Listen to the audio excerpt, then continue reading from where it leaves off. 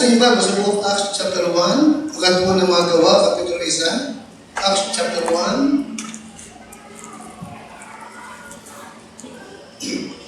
Ano ba naman sa ito bilang ating pasimula? Acts chapter 1. And verse number 11, Acts chapter 1, and verse number 11. Now in verse number 11, the Bible says, which also said, ye men of Galilee, why stand ye gazing up into the heaven? Now ito po yung sinabi ng mga anghel dito po sa mga apostol habang sila po'y nakatingin sa langit habang umaakyat ang ating Panginoon Jesucristo pabalik sa langit. Ang sabi ng mga anghel na itong dalawang angel sa mga apostol, kayong mga lalaking taga-Galilea, bakit kayo nakatingin sa langit? This same Jesus, ito rin si Jesus na umakyat patungo sa langit na inyong nakikita.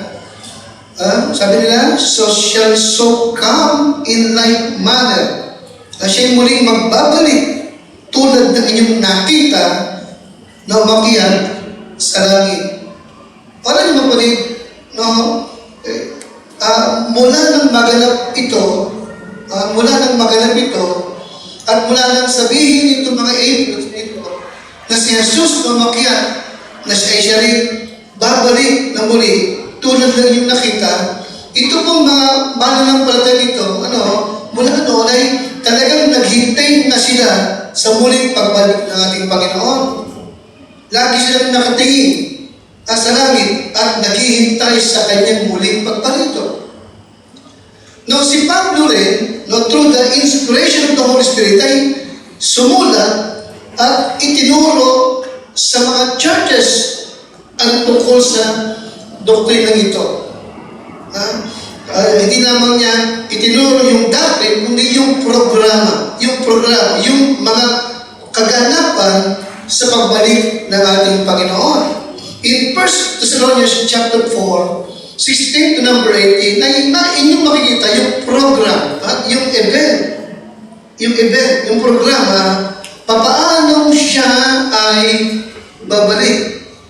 In 1 Thessalonians chapter 4, the program of His coming, in verse 15, sabi ni Pablo, for this we say unto you by the word of the Lord, that we which are alive, tayong nakitarang buhay, and remain sa pagparito ng Panginoon, shall not prevent them which are asleep. Number 16, for the Lord Himself shall descend from heaven with a shout, with the voice of the archangel, and with the trump of God, and the dead in Christ shall rise first. Then we which are alive and remain. Okay? Ito yung program, okay? Then tayo rin naman nagtirang buhay, ay aagawin, shall be caught up together with them in the clouds to meet the Lord in the air. So shall we ever be with the Lord. Ito yung event, ito yung program. In chapter 5, 1 and 2, 5, 1 and 2, but of the times and the seasons, brethren, ye have no need that I write unto you. For yourselves know perfectly. Ito wala ito'y talagang kasiguraduhan ng event ng kanyang pagparito. Sa inyo, ginamit ng authorized version na King James Bible sa perfectly. Nakaiba nun at sa verse 1, sabi ni Pablo, nagkapakita ito talaga na well-informed, yung mga New Testament Christian, about the times and the season, brother, hindi ko na kailangan pang sabihin sa inyo, sapagkat kayo rin ang lubos na nakakaalam. Tignan niyo, na the day of the Lord, so cometh was, as what? Alright. Okay. Alam na lubos ng mga Kristiyano during that time, na ang pagdating ng ating Panginoon ay parang pagnanakaw sa gabi. Yan yung isa? Parang magnanakaw sa gabi. Walang anumang palatandaan, walang anumang kailangan munang maganap na makikita mo nyo kung bago siya darating. Ano? Okay. Pero, no, ngayon, okay, like a tip in the line. No? Okay, but in Matthew 24 and verse number 30, meron din naman sinabi. Insulin niyo ako, no? Bilang intro. In Matthew 24 and verse number 30,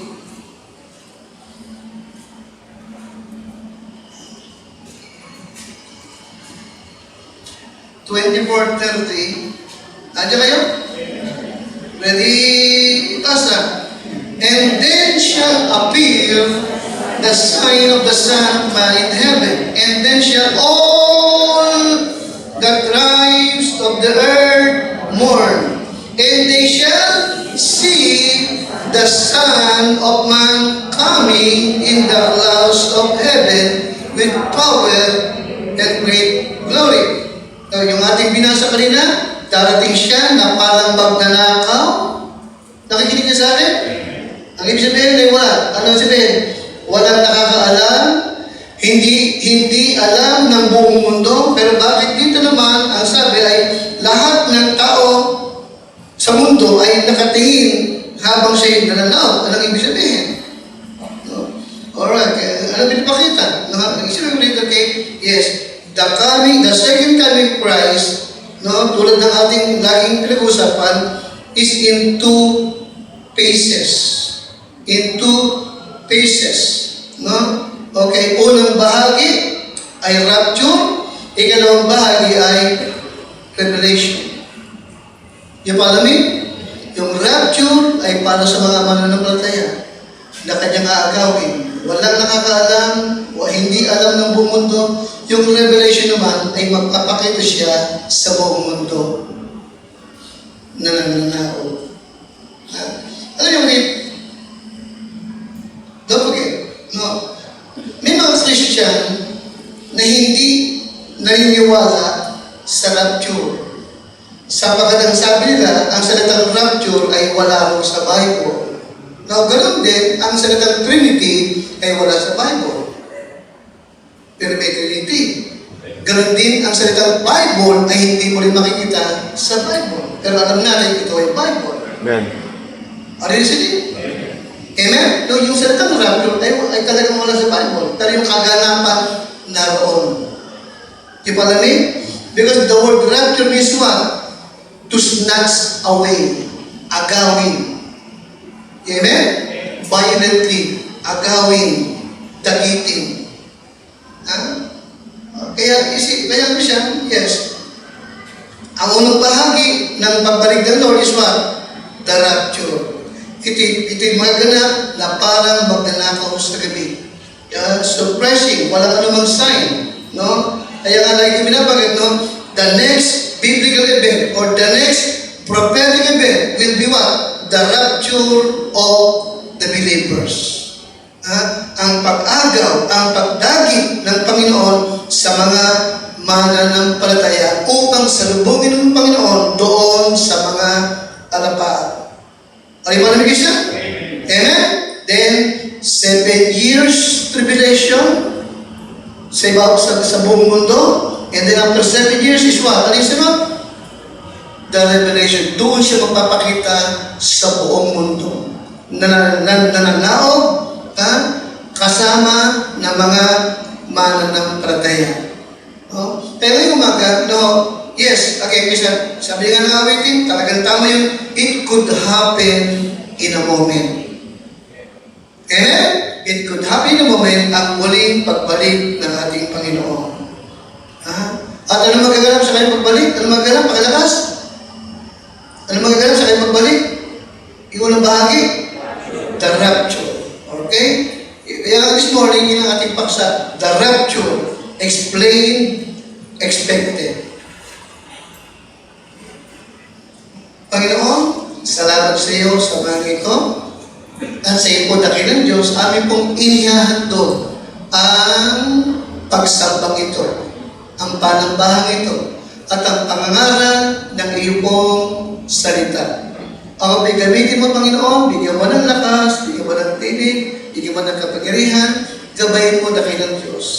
Para masabi ko, maituro ko yung tama, yung nararapat, na nais mo mapakinggan ng lahat ng mga tao mo na narito po ngayon. Umaasa ko sa iyong tulong at kapangyarihan sa pangalan po ng aming Panginoong Jesus. Amen.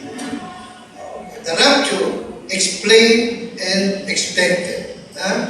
Okay, number 1, the rapture explained. Sabi ng 1 Thessalonians 4:16, for the Lord Himself, sapagkat ang Panginoon din ang bababa mula sa langit. No? Pakilakas nga, sapagkat ang Panginoon din ang bababa mula sa langit, na may isang sigaw, may kinig ng arkanghel, at may pakakak ng Diyos, at ang mga namatay kay Kristo ang unang mabubuhay na muli. Yes, Kristo, ang Panginoon din. Okay? Nagpapakita po ito ng ano ba? That there will be no substitute. Ang Panginoon din, there will be no substitute. Okay? There will be no representatives. Okay? Okay? At wala siyang ibang susuguin. Bagkus ang Panginoon din ang baba mula doon sa langit. Yan siya. Walang duda.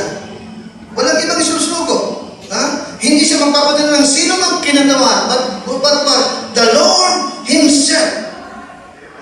When the completion of God's plan for His churches ay naganap, then God will call all His saints to meet Him in the air.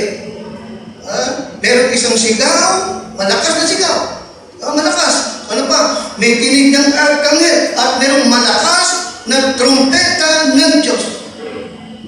Okay? Yes, it is that of the rapture, ang pagdagit, ang pag-agaw.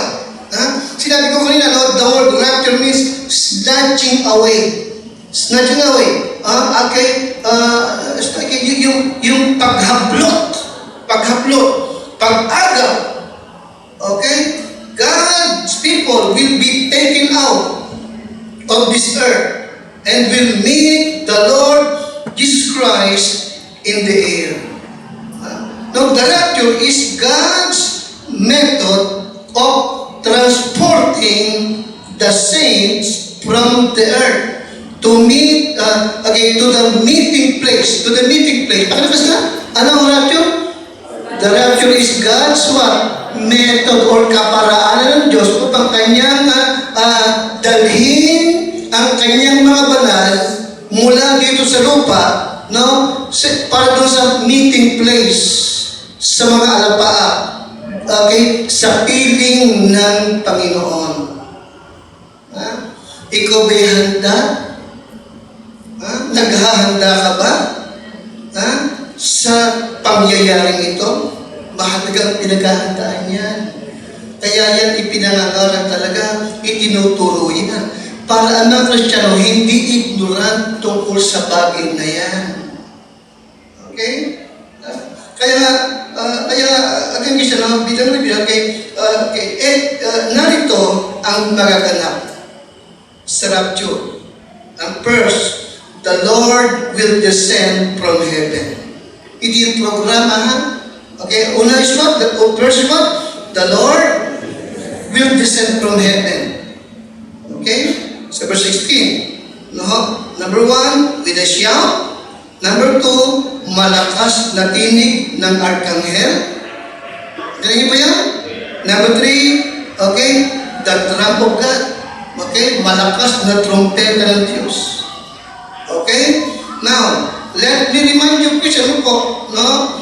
Okay, personally, I believe, no, na yung 1, 2, and 3, ang tanging makakadinig ay yung mga mananampalataya lamang. Are you listening? Ang tanging makakadinig yung mga mananampalataya lamang. Okay. Now, remember, in John chapter 11, nung buhayin ng Panginoon si Lazaro, malakas yung kanyang sigaw, Lazarus, come forth! Si Lazaro lang nakadinig. Amen. Yung palamig, sapagat siya lamang ang buhay na mananampalataya. Yung ibang patay, hindi nakadinig, hanggang sa kayo, nakadinig pa rin. You see that? Kaya nga, yung malakas na tinig, yung malakas na sigaw at tinig at yung malakas na trumpet, tanging Christian lamang ang makakadinig. Amen? At sila aagawin para katagpuin ang Panginoon sa langit. Kaya nga, unang tagpo sa programa, ang Panginoon ang bababa mula sa langit. Secondly, the dead in Christ shall rise first. Okay? You see? Okay. Ang mabubuhay lamang is what? Yung mga namatay kay Kristo. Kaya nga, yung buhay na Christian at yung patay na Christian, sila lamang ang makakadinig nung shout, nung voice of the archangel at nung trump of God. Huh? Okay? You see, so the dead in Christ shall rise, kaya kasi yung aangat. No? Kasunod tayong mga buhay na dinagnan ng ating Panginoon. Amen, Christian? Amen? This will be all saints who have died from Adam, from Adam to the present time. Maliwanag, no? Maging yung katawan ni Adan, nasa lupa pa rin. Amen? Amen? Ito yung first resurrection. Ipalamig, okay? There is no such thing as general resurrection, gaya ng turo ng Sabadista at ng ilang mga evangelical churches. Nakikinig kayo? General. Sabihin is what? Sabay-sabay na bubuhayin. No? Saved and unsaved. Tsaka pa sila makakaalam kung sila sa langit as what? No. No. Okay? Ito yung unang resurrection. At ito po'y para lamang sa mga mananampalataya mula sa panahon ni Adan hanggang sa panahon ng rapture na magaganap. Okay? Yes, every grave will be open na pinaglilibigan ng Christian. No? Those that have died, those sa dagat, no, will come out of their watery graves. For example, nung lumubog yung Titanic, no, sa nababasa ko, maraming Christian at pastor na kasama lumubog. Hindi na sila nakita. Pero sa rapture magaganap, sa pagkabuhay na mulit ng lahat ng mga nawaling Kristo, maging yung mga nakasama ng Titanic na Christian, bubuhay din muli. Amen. Okay? Pangatlong program is what? Yes, the living saints shall be caught up in the air. Ito na po yan. Na yung aabutang buhay sa pagdating ng ating Panginoon ay kanyang aagawin. Hahaplutin. Amen? Upang salubungin ang Panginoon doon sa mga alapaan. Alright? Kasi kaya binanggit ko no, the natural world will not hear the trumpet. Are you listening? The unsaved world will not hear the trumpet. No? And will continue in buying and selling as before. Okay? Wala silang mapapansin. No? Tuloy lang yung kanilang mga dating ginagawa. No? Kasi kaya nga, nakakalungkot, no? The saved will leave the earth, okay, to go to meet Christ in the air. Samantalang ang buong mundo ito, walang kaalam-alam sa mga nangyayari. Na huwag natin kakalimutan, ito po'y ginawa na ng Panginoon. Remember Enoch? Si Enoch walked with God Amen? Si Enoch ay lumakad na kasama ng Panginoon at hindi na siya muli pang nakita sapagkat isinama siya ng Panginoon. Even Prophet Elijah, remember the Prophet Elijah? Kasama niya si Elisha habang sila naglalakad ay dinagit siya ng kaluwahing apoy, nalaglag yung kanyang balakad at hindi na siya muli pang nakita. Amen? Amen? Pero maliwanag, no, hindi siya nakaranas ng kamatay sapagkat doon sa Mount of Transfiguration, no, sa Mount of Transfiguration, ay nakita siya ni Peter, James, and John, nakausap na ating Panginoon. Amen?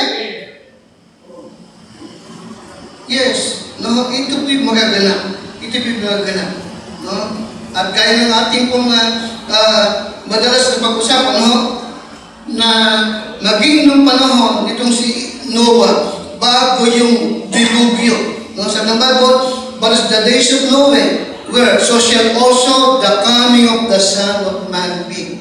Anong ginagawa ng mga tao bago yung dilubyo? Or as in the days of Noah, no, they were eating and drinking and marrying. Nagpapakita lamang ito na bago yung dilubyo ng panahon ni Noah, wala rin anuman palatandaan. Amen? At lahat ng believer ay nangalipol na lahat. Bakit? Because they ignore the warning ng Diyos through Noah. Ganon din sa ating panahon ito ngayon. Nagtuturo tayo, nag-aalok tayo ng salita ng Diyos, pero ini-ignore tayo ng tao. Ini-ignore yung ating warning. They live their life na parang wala silang Diyos na kanilang kakaharapin. Kaya nga ngayong umaga, kung hindi ka paligtas, hindi ka patiyak na pag namatay ka sa langit ka pupunta, ngayong araw na ito ang kaligtasan mo. Inaalukan ng ating Panginoon. Kaya nga siya, we need to be ready. We need to be ready. No? Talagang totoo, no? Sa maraming tao, mahirap nila itong paniwalaan. But the Bible says, be not deceived. Be not deceived. It will happen in a moment. Amen? It will happen in Matthew 24, rin po, Matthew 24, muli ko kayong papaalalahanan, in Matthew 24,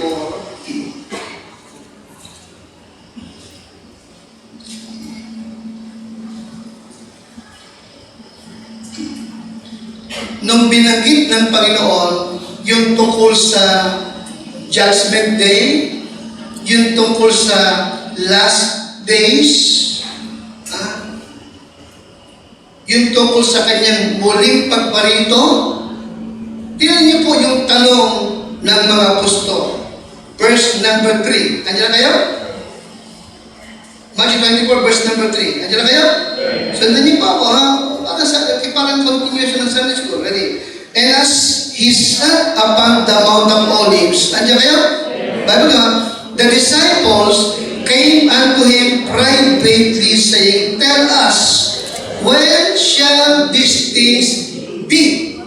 And what shall be the sign of thy coming and of the end of the world? Anong hinihingi nila? Anong kanilang tinatanong? Pakalakas? Yung sign. Yung sign ng kanilang pagparito. Alright, now, anong sagot dito ng maraming Christian churches daw? Ano daw ang sign? Mga lindol, gera ito, gera doon. Tama? Ilang tinuturo nila sa mga miyembro nila. Iba namin? Pero hindi yan ang tinuturo natin dito. Okay, what is the sign of thy coming? Anong sagot ng Panginoon? Tingnan yung verse number 4. Kung hindi sa Panginoon, anong sign? Anong sagot niya? Pakilabas. And Jesus, what? Answered and said unto them, what? Anong sign? Take heed that no man deceive you. You see that?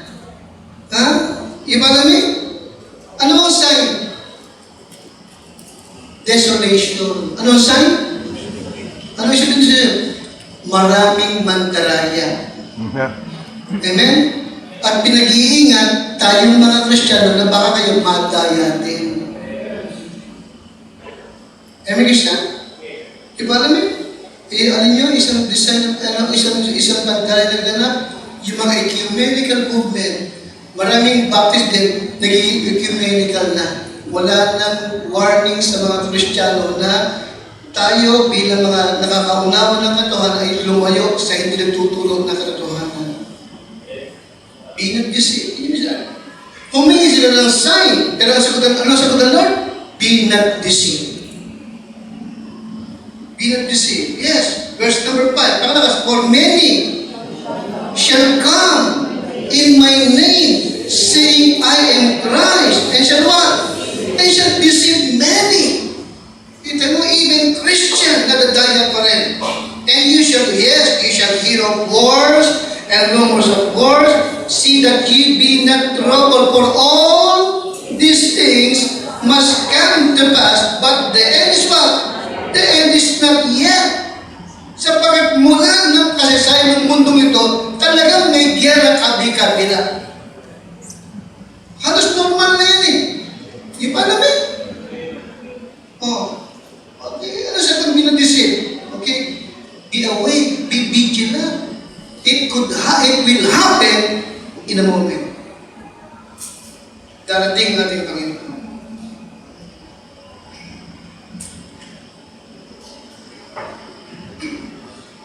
So, anong ibig sabihin ng rapture? The transporting of what?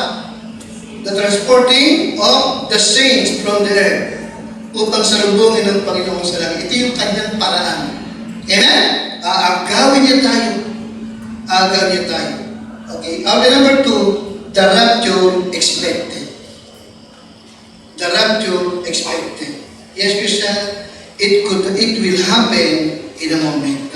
Every Christian should be expecting the rapture. Ano sabi ko? Every Christian should be expecting the rapture na maganap at any moment.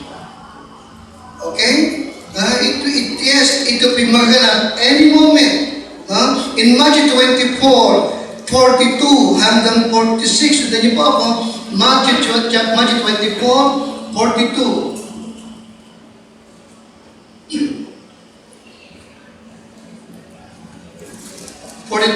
Patay nga.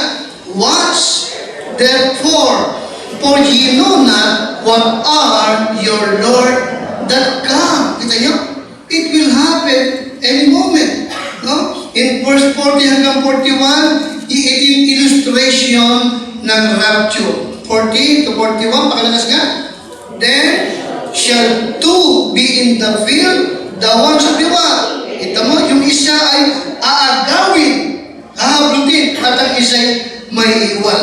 Two women shall be grinding at the meat, the one shall be what?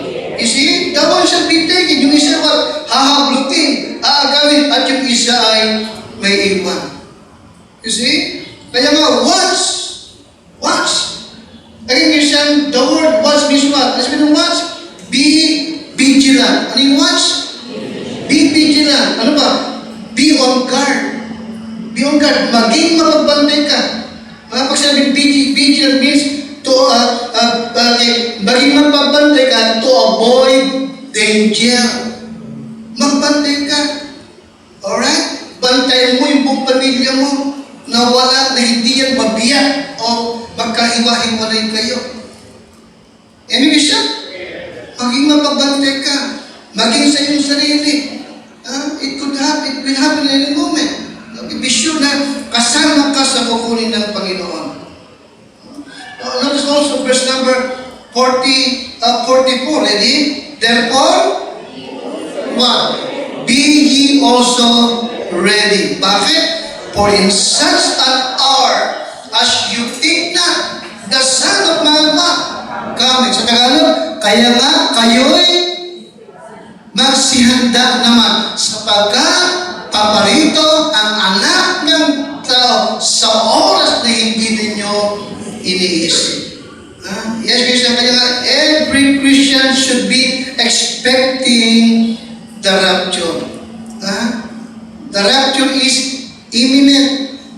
Okay? Number one, the rapture is imminent. Anong ibig sabihin imminent? Imminent means what? It could happen at any moment. Tulad ng magnanakaw sa gabi. Ang magnanakaw ay hindi nagpapaalam. Ang magnanakaw ay dumarating sa panahong hindi mo inaakalang mapagnanakawan ka. Maliwanag ba? Walang announcement. Walang announcement. Okay, ganoon din ang pagdating ng ating Panginoon. Ganoon din ang kanyang pag-agaw sa kanyang mga mananampalataya. Kaya nga, the rapture is expected, but it will happen unexpected. Be on guard. Watch. It could happen any moment.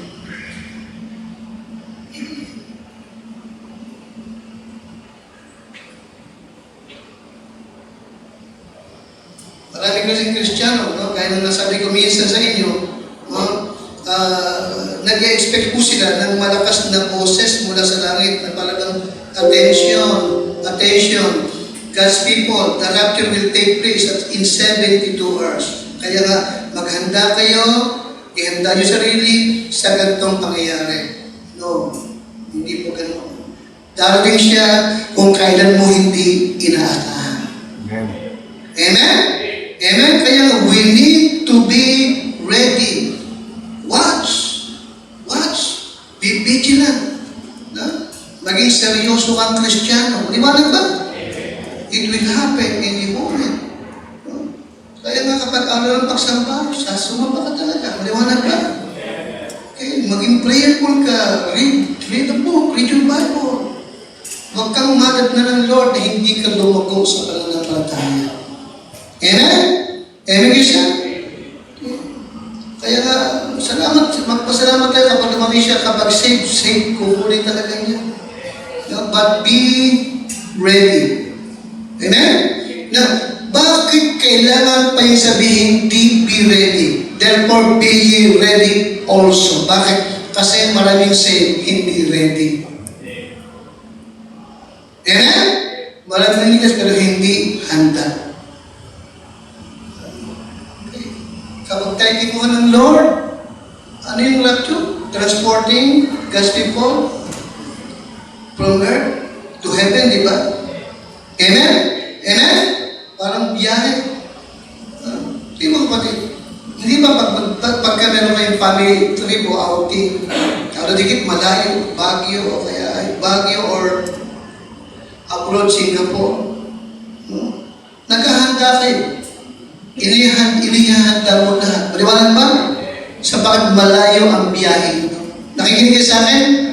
Amen? Inihahanda mo lahat, inihahanda mo kami. But di Singapore, ang biyahe natin, hindi Singapore lang or Baguio. Ang biyahe natin ay what? Patungong? Langit. Kaya dapat higit mong paghandaan. Ihanda mo buong pamilya mo. At higit yun at ihanda mo ang sarili mo. Be ready. The rapture expected. Ano po? Kaya nga, ito yung magaganap. It could happen any moment. No? Darating tayo ng Lord na yung ating mga ginagawang pang-araw-araw, ganun din. Can you imagine that? Wala kang kalam-alam, no? Sa mga ginagawa, then, boom! Wala na. Amen, siya? Amen? Tapos na lahat. Wala ng soul winning, wala ng church attendance, pakikinig kayo? Wala ng school, wala magpasok, tapos na lahat. Nasa piling tayo ng Panginoon. Yes, it will happen any moment. Muli natin paluulit ito, Justin. Jesus Christ is coming back for his church. The Bible says in Matthew chapter 24 verse 42, "Watch therefore, for you do not know the hour your Lord is coming." I want you to know, church, that Jesus Christ could come this month. Or he might come next week. Or he could even come...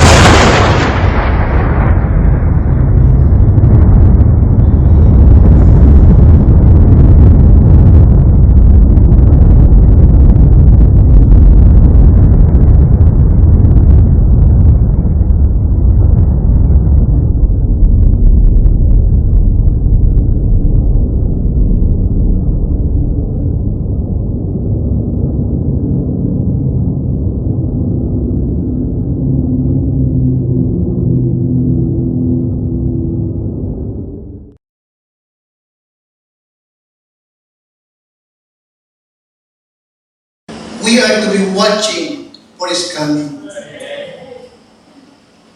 It could happen any moment. Kaya nga, kung hindi ka pa saved, ngayon na nga, nagpapaligtas ka. Kung ikaw na may ligtas na, be faithful. Be faithful. Makakaharap mo ang ating Panginoon. Okay? His coming is imminent. Kaya nga, ito yung nagpapasigla, ito yung nagpapapoy sa atin.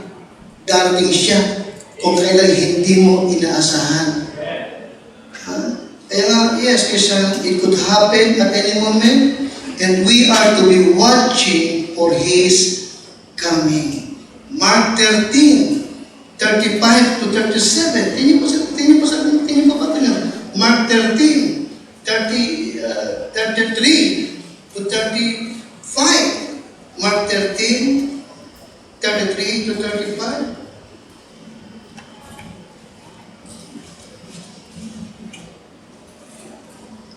33, take ye heed, watch, and what? Pray. Bakit? For ye know not when the time is. Okay, and notice verse 35, ready? Watch ye therefore, for ye know not when the master of the house cometh, at even, or at midnight, or at the cock crowing, or in the morning, lest coming suddenly he find you sleeping. And what I say unto you, I say unto all, watch. Maging mapagbantay. Be on guard. Be on guard. Be vigilant. We are to be watching for His coming. Huwag mong sabihin, matagal pa yan. No. Kapag ang katwiran ng mga Kristiyano, matagal pa yan, nagpapakita lang ito na talagang malapit na siya. Sapagat marami ang hindi na naghahanda at ang iniisip ay matagal pa naman siya. We are to be watching and we are to be working while waiting. Pakalakas nga? We are to be what? Yes. Okay? Habang naghihintay, mahalaga, may ginagawa ka din na para sa Panginoon. Huwag tayong mag-ugali na gaya ng ugali ng iba na kung kailan lang naandyan ang boss, tsaka lang siya gumagawa. Huwag tayong mag-ugali ganun. Amen? Okay. Sapagkat hindi natin madadaya ang ating Panginoon. Alam niya kung tapat ka. Alam niya kung naglilingkod ka talaga. Alam niya kung talagang seryoso mo pa siya. Amen? We are to be working while waiting. Honestly, ko sa inyo, ako'y namamangha sa ilang mga Kristiyano. Naku talaga kayo nakakilala ito sa Lord. Tumanggap na raw siya sa Panginoon. Nabaptize na rin. Wala akong makitang sigasig. Wala akong makitang katapatan. Yung iba, ang tagal-tagal na. Kailangan pang suyuin. Kailangan pang sunduin. Kailangan pang pilitin para lamang mag-church. Ano kayang klaseng tao ito? Amen? Kung hindi lamang kami naghihintay sa kanyang muling pagbalik, hindi namin kayo para pagtyagaan. Hindi ba? Yung bakit tayo nagtsatsaga? Sapagkat naghihintay tayo sa kanya. Amen? Bakit namin kayo sinisikap na lumakot, maging matapat? Anong dahilan? Sapagkat darating ang ating Panginoon. We have to be watching and we have to be working while waiting. Sapagkat darating ang ating Panginoon. Okay. Now, the rapture experience. Ano ang naramdaman at mararamdaman sa rapture na ito? In 1 Corinthians 15, 51 hanggang 52. Ano nga kaya ang ating mararamdaman sa rapture? 51 hanggang 52. Verse 51, sabay-sabay, behold, I show you a mystery. No, bakit mystery? Sapagkat hindi pa ito itinuro at naipaliwanag noong mga nakaraang panahon. Ang rapture ay isang bagay na naging mystery o naging secret maging sa mga prophet. Okay? Pero sa ngayon ay inihayag sa atin ng Panginoon. Behold, I show you a mystery. Hindi tayo lahat mga tutulog, but we shall all be what? Yes, lahat ay babaguhin. Sa kanyang muling pagbalik, verse 22, in a moment, in the twinkling of an eye, at the last trump, for the trumpet shall sound, and the dead shall be raised incorruptible, and we shall all be what? We shall be changed. The rapture experience, yes. Okay, walang sino man, no? Okay, no one knows kung anong mararamdaman natin o matatakot kaya tayo kapag nag-rapture. Sapagkat si Enoch and Elijah, pareho silang ni-rapture, pero walang nakapag-interview sa kanila anong nangyari at anong naramdaman ninyo. No one has any experience in the matter of rapture, sapagkat ito po'y ngayon lamang mangyayari sa atin. Liwanag ba? Yeah. Pero ang bilin lamang ng Lord is what? Be ready. Be ready. No? Ang alam lang natin, no? Kapag yung trumpeta ay narinig na, at yung malakas na tinig ng arkanghel ay narinig na, lahat ng namatay kay Kristo ang unang mabubuhay. At tayong buhay naman ay agawin upang salubungin ng Panginoon sa alapaap at sa ganung paraan sa Panginoon tayo. At pangalawa, no, na alam natin is what? Itong katanong ito, nakikinig ba kayo? Itong katanong ito na tinitirahan natin sa kasalukuyan, hindi ito yung ating katawan pag dumating na ang ating Panginoon. Bibigyan niya tayo ng bago ng katawan, tulad ng katawan nung siya'y nabuhay mula sa mga patay.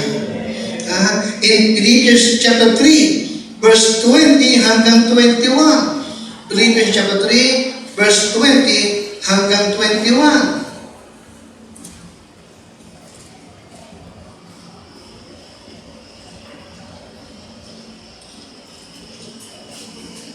Nandiyan na kayo?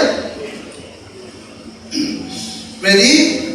20 hanggang 21. For our conversation is in heaven, from whence also we look for the Savior, the Lord Jesus Christ. Verse 21, may Tagalog tayo yan? Who shall what? Who shall change our what? Vile body. Kita mo? Binigay sa Bible na, pakilalas na, kung magkaganoon, okay, Philippians 3:21, who shall change our what? Vile body. Yung ating katawan, tinawag na vile. No? Katawang bababa. Katawang nasisira. That it may be fashioned like unto His glorious body, according to the working whereby He is able even to subdue all things unto Himself. Okay? But just like, kasi kabasa ko mas Tagalog, in Philippians 3:21, hindi ito katawan ito, ng ating katawan. Hindi ito pwedeng dumaan sa atmosphere, hindi pwedeng dumaan doon. Mawawasa ito. Salamat. Ang ating katawan ay katulad ng kanyang katawan doon siya umakyat pabalik sa langit. Amen? Yes, it will happen in a moment. Pakilalas ka? Ito po yung maganap sa rapture. Pagdating niya, anong pinakita? Anong mangyayari sa ating katawan kapag nag-rapture? Pagkakas na siya, magbabago ng katawan ng ating pagkabababa upang maging katulad ng katawan ng kanyang kaluwalhatian. Ayon sa paggawa na maipapapasuko siya sa lahat ng mga bagay na sa kanya rin naman. Yes, we said, it will happen any moment. Darating ang ating Panginoon. Okay. Ito yung nabasa ko. Bagay na bagay ito. Ang sabi ng pastor, the most crowded day sa church will be the day after the rapture. Kaya ba dito? Sabi niya, okay, the most crowded, no? ang pinakamalaking attendance sa mga church ay yung araw pagkatapos ng rapture. They will broke the doors of the church para makapasok lang. Kaya ba dito? Pinakamalaking attendance magaganap sa church ay pagkatapos ng rapture. Na kahit sarado yung pinto, sisirain ng pinto para makapasok lamang sila. Bakit kaya? Nag-isip ako, bakit kaya? Marahil kasi hindi pa umuwi yung mga kapag-anak doon sa church. Akala nakulong dito. Kung dumating siya ang Lord na hindi Sunday, pipilitin nila makapasok dito, tama? Para hanapin yung mga kamag-anak nila, hindi po umuwi. Immigration? Yung palamig? Amen? At kung hindi ka saved ngayong umaga, baka isa ka sa magsisikap makapasok dito, may hanapin ka.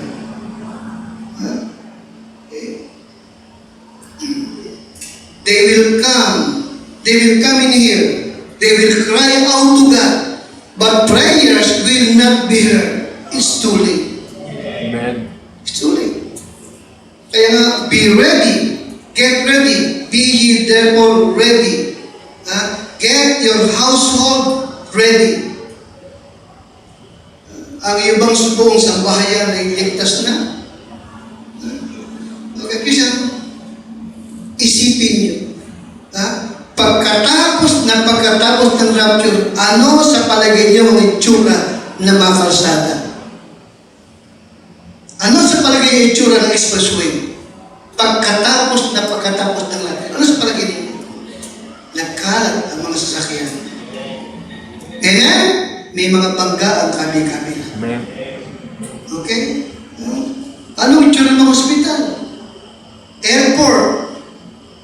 Mga bahay? Anong itsura? Pagkatapos ng rapture. Kaya nga, get ready. Get ready. Are you ready? Again, kung hindi ka pa saved, ngayon ang araw para maligtas ka. Tiyakin mo, langit ang punta mo. Kung ligtas ka na rin naman, maging tapat ka sa Panginoon, maging handa ka na salubogin siya.